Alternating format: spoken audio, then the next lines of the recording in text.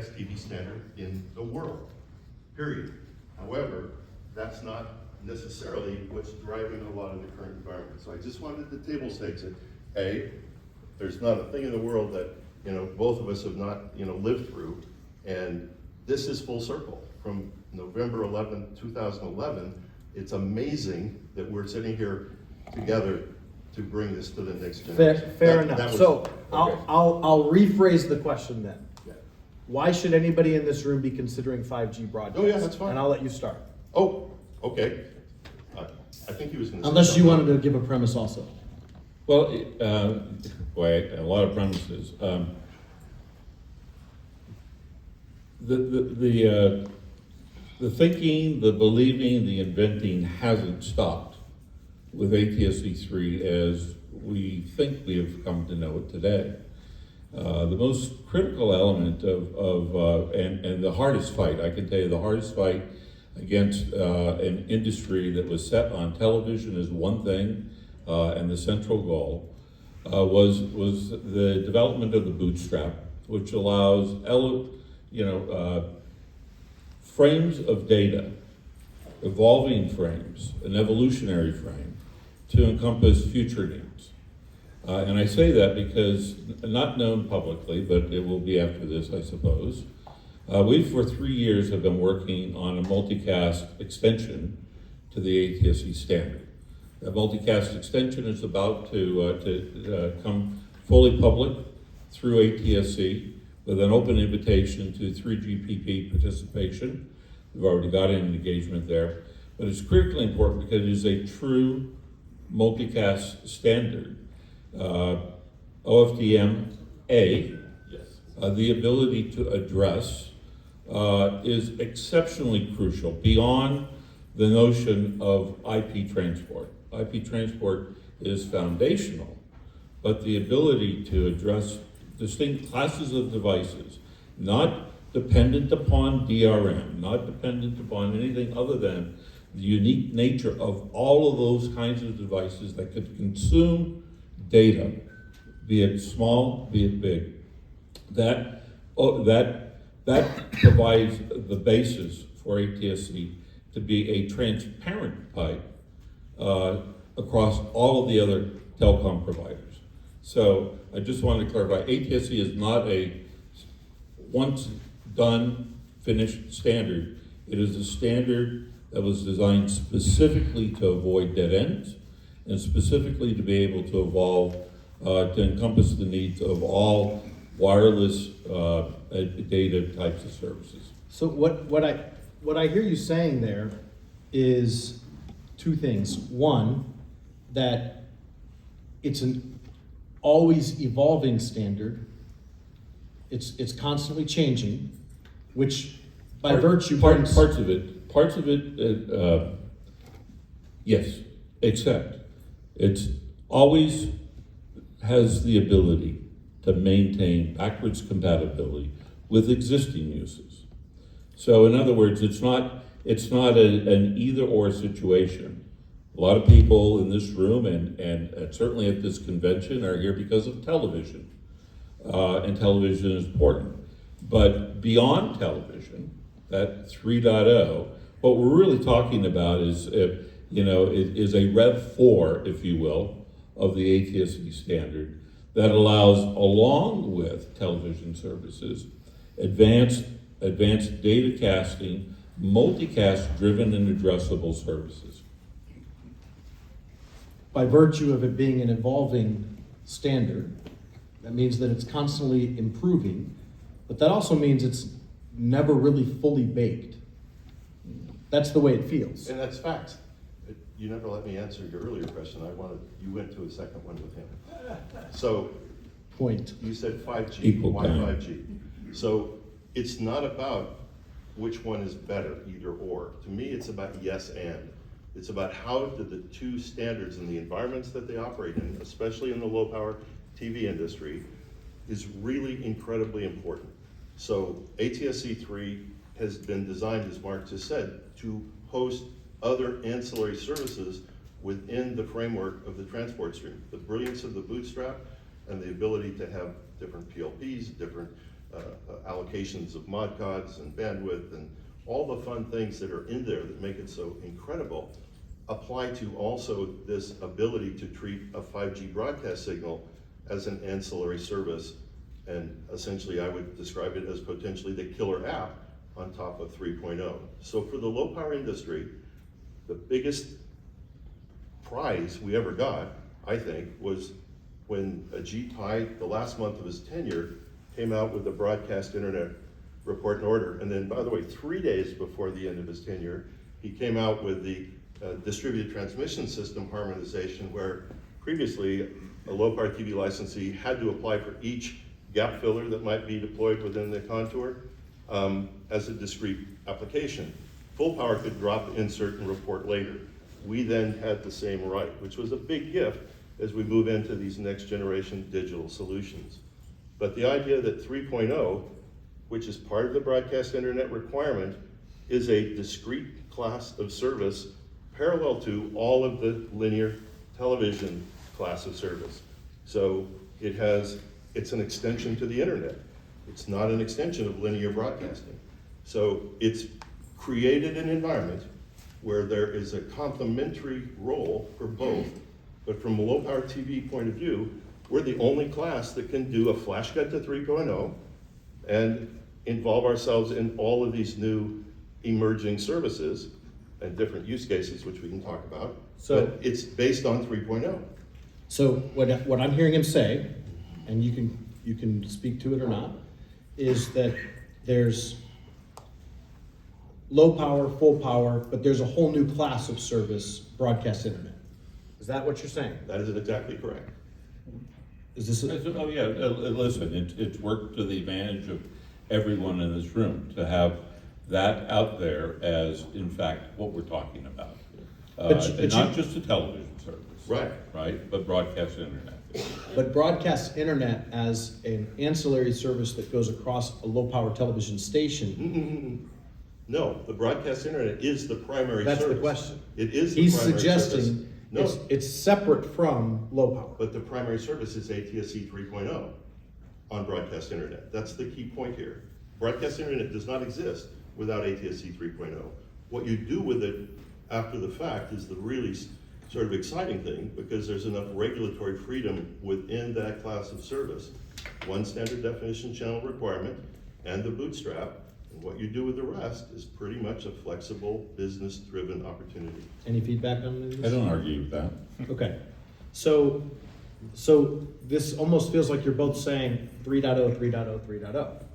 But you speak to 5G broadcasts, and I hear a lot of things, and I know the rest of the low power community hears a lot of things as it relates to 5G broadcast. Yep. And there's different approaches to what that looks like. We got three of them right now. 3 approaches. Yeah. So I've heard, and feel free to correct or to add to it, I've heard the time interleaving, where basically you broadcast a few frames of 3.0, a few frames of 5G broadcast, a few frames, something along these lines. You can give me Along those lines. a better technical answer. I've heard of 5G broadcast within a PLP of 3.0. Tell me, what am I missing? Standalone. And of course, standalone, completely separate from, Yes. from, And that's the. which is what the HC2 filing is about. That is correct. Okay. Are you arguing for one or all of those? I'm arguing for the hybrid, for many reasons. There was 2 hybrids in there. The hybrid, that's just a technical implementation question. It's the idea of ATSC 3.0 as the bearer channel and 5G broadcast as an application layer running within it. And the reason I believe that's the compelling answer is it's fully authorized from a regulatory point of view, from a standards point of view, from a market demand point of view, meaning what's the going rate on a rulemaking, 5 years these days? Something like that. So putting in for a rulemaking today takes us, in my opinion, back where we were So start, pre-auction. yeah. And suddenly we lost 8 years. The low power TV industry lost 8 years of our lives working through a regulatory challenge that Okay. at the start we were all gonna lose our lives. So if I can try to restate what I'm hearing, In fact, I do agree that the nominal basis for what has been authorized includes what you've stated. What I hear you saying is that the ability to carry other waveforms inside of that structure as the bearer are possible, doable, and I hear, and tell me if I'm wrong, an advocating of 5G broadcast waveforms being that there's lots of words. I'm trying not to use a technical word, but the interstitials, if you will, of waveforms in between. Yep. ATSC 3 granted authorized waveforms. If that's the case, then wouldn't your phone have to be able to receive that 3.0 and decode that before it can get to the 3G GP? No. Yeah. So the answer to Mark's question is absolutely correct. The 5G broadcast framing is 39 milliseconds. ATSC 3, it's adaptable, let's say 250 milliseconds. So Well, pick a number. technically, you can go from 50 to 500. Right, so within that, we've just nominally said 250. So within 5,000, sorry, 5,000. Yeah. So within that framework, our ability to inject the 5G framing and harmonize it, that's what we've been doing. That's what Castanet 5G is all about, is how do we make those two services work together with a software load into the scheduler and the exciter. I would say if that was the argument, then there's no argument. You have the full ability to do that, the ability to do that. The question and caution then comes back to the ecosystem, and it comes back to performance-related issues, and it comes back to an assumption that certain fundamental changes in the nature of the 5G waveform be completed in order for it to exist inside of that those evolved frames within ATSC 3. So they're seamless and they're invisible essentially. Yeah. They're in their packet frame, and the 5G receiver is there to catch So, it. so Has it been tested? I can tell you that ATSC has literally been waiting. This idea of interleaving, if you will, of 5G broadcast inside of ATSC 3 is not anything new. We invited in new project proposals, and that was one proposal that was made. Qualcomm was the primary sponsor, not surprisingly, with a number of other supporters. And it reached a roadblock because there was the admission that there were fundamental things within the 5G waveform that had to be done first, CAS muting. Secondly, for performance mobility reasons, time interleave. And ATSC is still quite literally waiting for a future time when Qualcomm said they would bring that solution and the required test data, if you will, to ensure that that's a possibility. The other caveat is a caveat that is not necessarily technical, but it bears its roots in technology, and that's a question of whether or not television sets have been correctly designed. And there have been first and second level testing that indicate that not all receivers are made equal. And for me, it harkens back to that becomes more of a political problem than a technical problem, in a sense, not much different than what happened with Light Squared and the use of their spectrum, which became prohibitive because of interference into GPS, which, not based upon its impact on high-level, expensive aeronautical and military front ends, but the existence of hundreds of millions of consumer devices that were ill-prepared for that interference. So I would say, I will put on my board member hat for ATSC, and as a board member, but not representing the entire organization, say that if Qualcomm were to complete the work they said that they would, and they would bring that work forward, it would see the light of day, and then I don't know why we're in this room. But until then, I can tell you that the broad, I think if you took a poll of people who've been following this for any reason, they would say that the argument is that it's either ATSC 3 or 5G broadcast. And I can tell you that for bountiful reasons, that would be a huge mistake.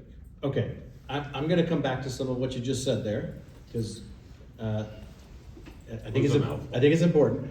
But one of the things, that you brought up a few different approaches to the 5G broadcast, and I hear these things.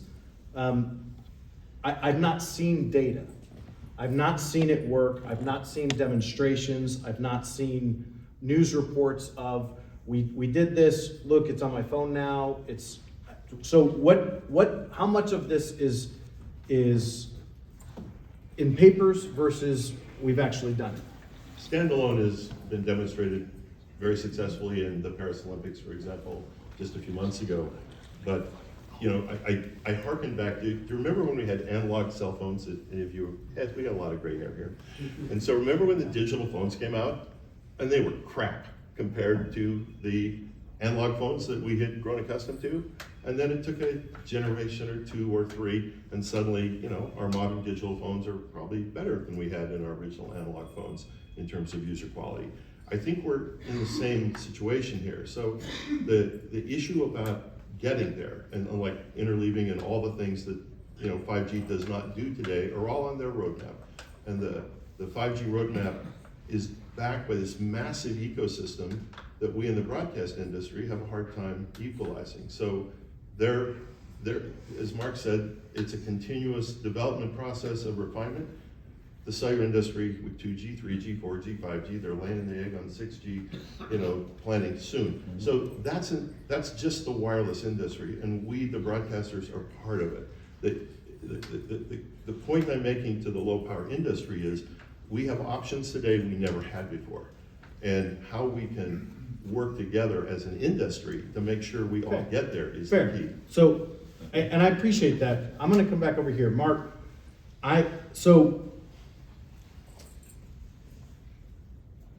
one of the biggest struggles that 3.0 has had is the receiver side, arguably.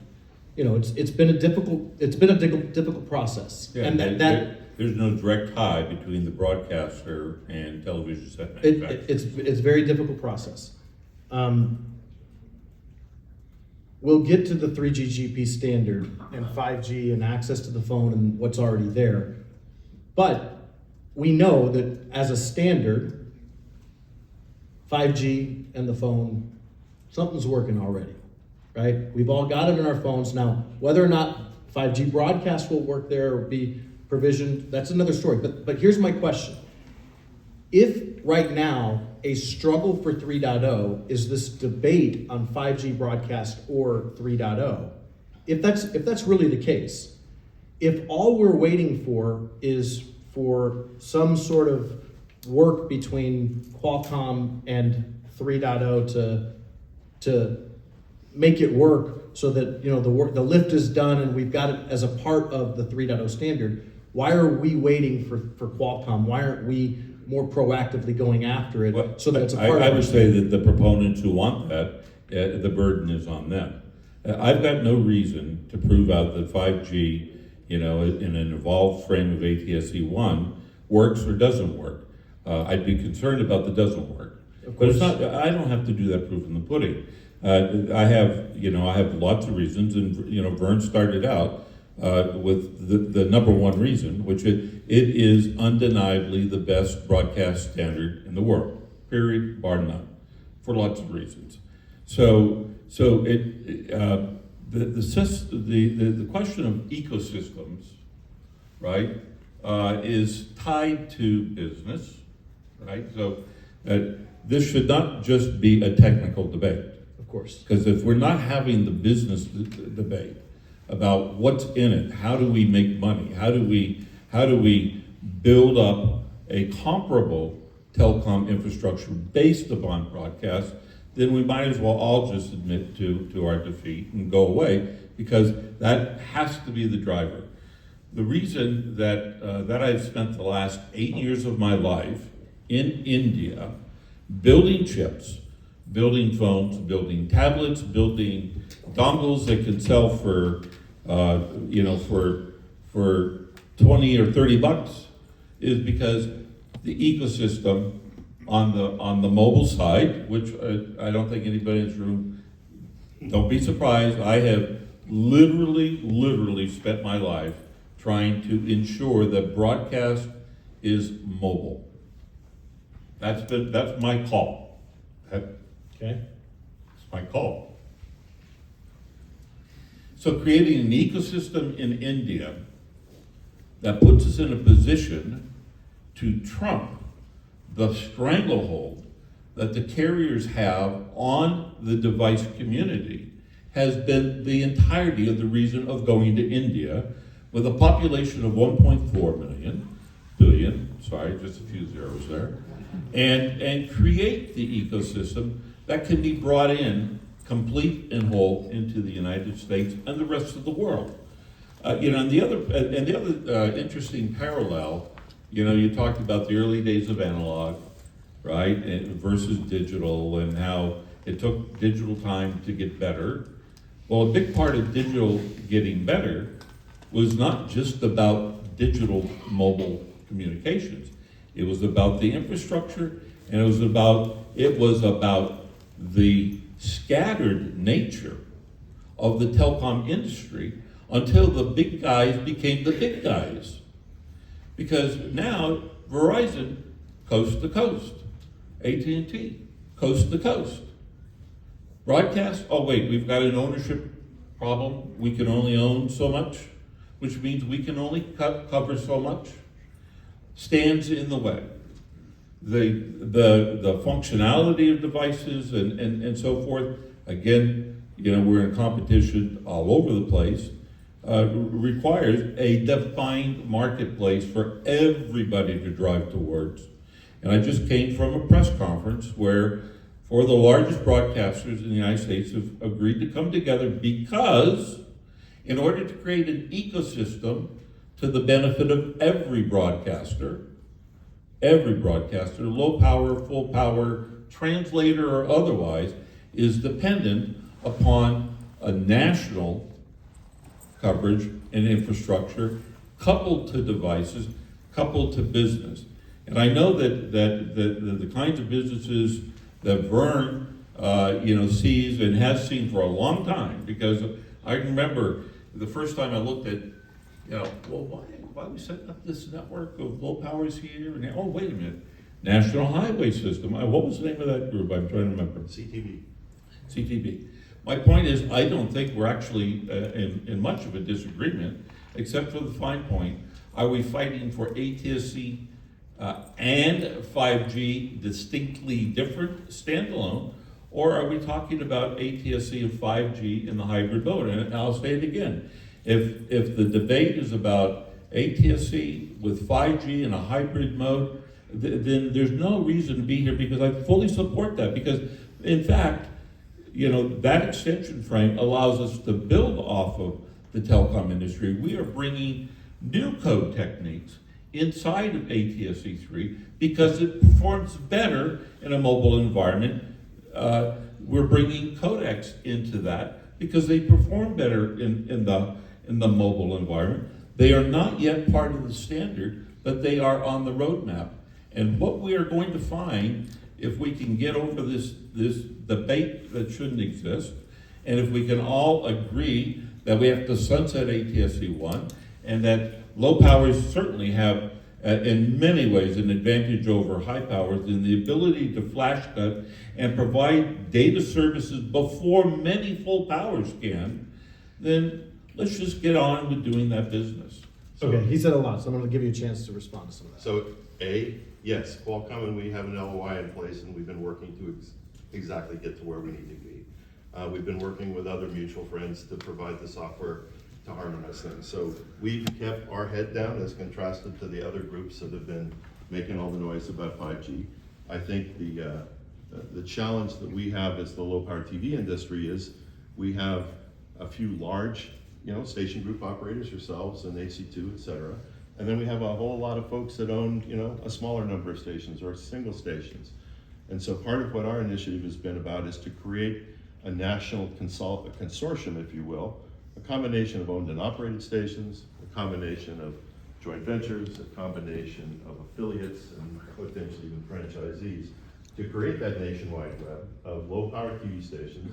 Remember, we have a numbers advantage here. We don't have an individual license advantage, but we certainly have a numbers advantage in terms of having a discrete reach to about 95% of the US public. The amount of data that we can transmit in an ATSC 3.0 NAB 5G application on top is about 5.4 terabytes of data a month off one single 6 megahertz channel, operating at 16 QAM, which is fully, wonderfully fantastic for mobile. We've enjoyed testing it a lot. The issues that we've heard many of the folks in the low power industry say, well, 3.0 is just too complicated. I've heard certain people say, it's only for the full powers where you've got an on-site engineer 7x24. That is complete nonsense. We've been running ATSC 3.0 stations for what, 8 years now, I think?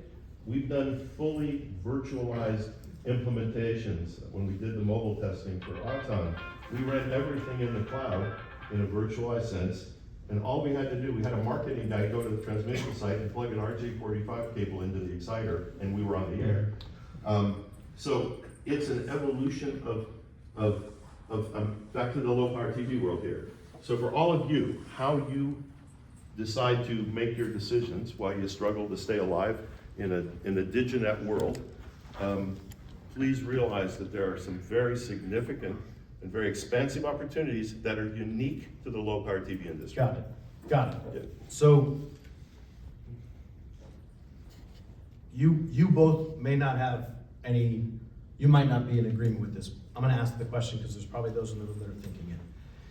If 3.0 is so good, and if the 5G broadcast can work in concert with 3.0 and everybody's in harmony together, why give any friction to somebody wanting to do their 5G broadcast separate? HC2, they filed their petition for rulemaking.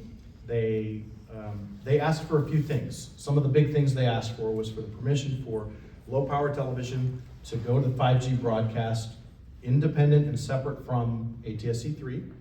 They asked for the ability to move away from a linear free over-the-air channel. Those are two separate topics. Let's first just talk about the fact that they're asking for their ability to go to 5G broadcast without 3.0 as a separate thing. Where's the problem with this? If 3.0 is great and if this is going to work in concert, why is it a problem to let them try or to support that? I'm curious. I think I would start with one of Vern's own statements, which is to go back through the regulatory process to gain permissions to do something other than what has already been codified, right? The bootstrap, the framing structure, and part of me is quite willing to say, all right, throw away the SDTV thing, but from the standpoint of emissions, from the standpoint of a responsibility to protect coverage, for all of the reasons that you have a regulatory body whose job is to try to maintain order. 5G broadcast simply introduces a huge stop for those that want 5G broadcast, number one. And I can tell you that if there's a huge stop in that, then all of the other pieces in terms of the device ecosystem stop along with it. It is why with the broadcast industry has come together to virtually demand a shutdown of ATSC1, because markets need certainty. You cannot have certainty when it's like, well, I might do it, I might not, I'm happy with what I'm doing, I'm going to just keep doing what I'm doing, I'm going to try something different, and suddenly the entire ecosystem melts away. So the certainty that's provided in the regulatory environment with an FCC that if it were to say, shut down, we're starting down with, with the top 55 and 28 and, 1 and 2 years removed beyond that is a huge advantage to everybody in the room. And by the way, your virtualized side of the equation, the ability to replicate all of what today exists in the form of hardware with software loaded on it goes away.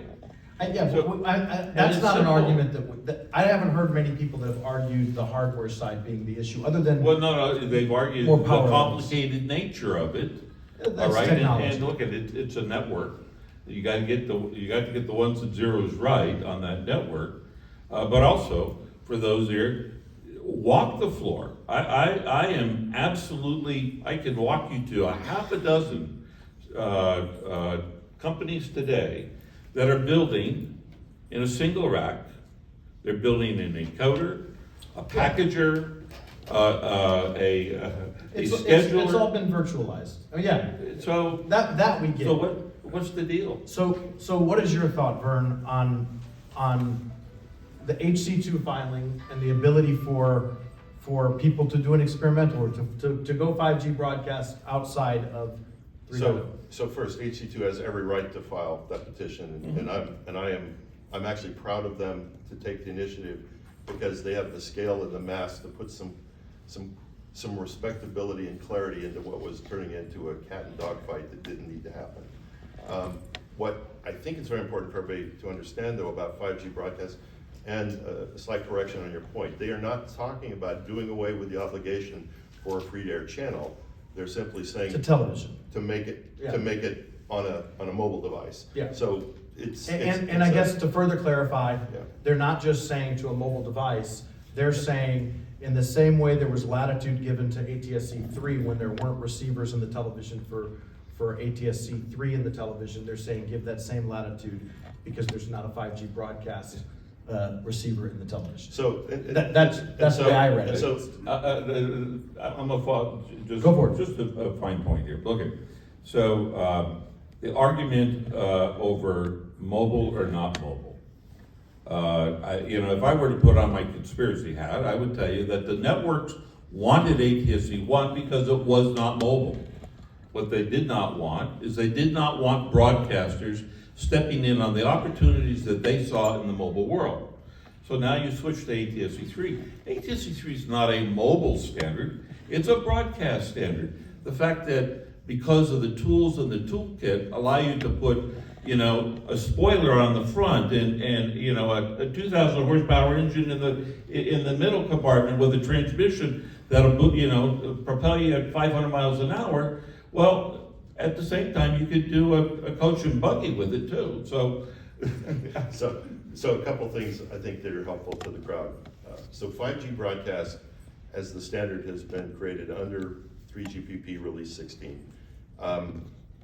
It's an extraordinary gift we all got. And that gift was not courtesy of the cellular industry operators here in the United States.